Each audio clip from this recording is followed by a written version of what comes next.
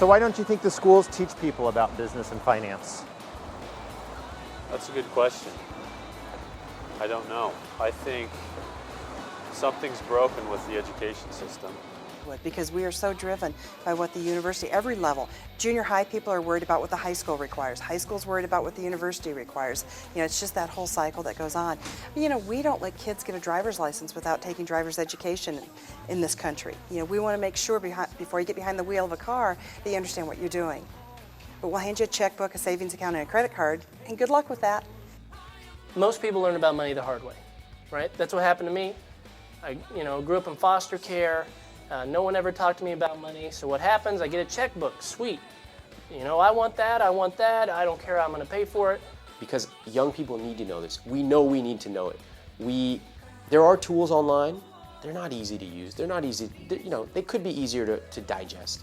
The stuff in our schools is very difficult and outdated, and that needs to be fixed as well.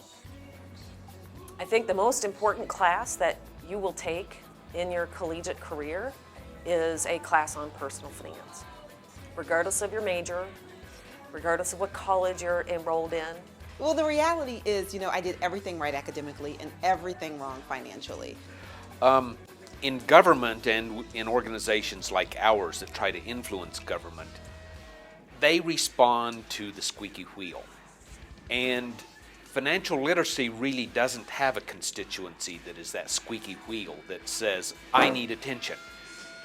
It's a constant nagging, it's a constant strain that sucks away energy. And sometimes you're conscious of it, sometimes you're not.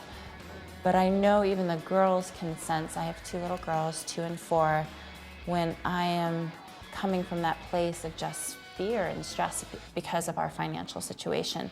My wife and I decided that we look forward 15, 20 years and we want to see what are our kids going to look like and what ability are they going to have to make good decisions. And it's the things that we expose them to now which are going to help them make good decisions later in life.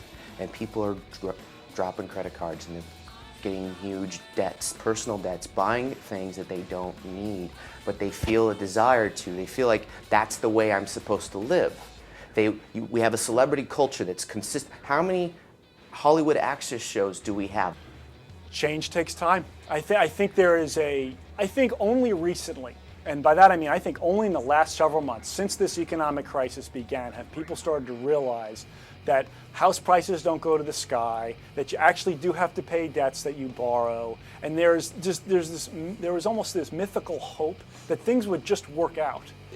You have to go to the policy board for education, wherever that policy has been for it. In this country, in the state of Colorado, which I represent in the U.S. Senate, it starts at the school board level. They have a set way of doing a set thing, and there ain't no way in the world they're going to change it. And that's the attitude that you're confronted with day in and day out whenever you want to go in and say, I got an idea. If they really care about America and that they want their children, the next generation, to make an impact and help us go through these difficult times, now is the time to start.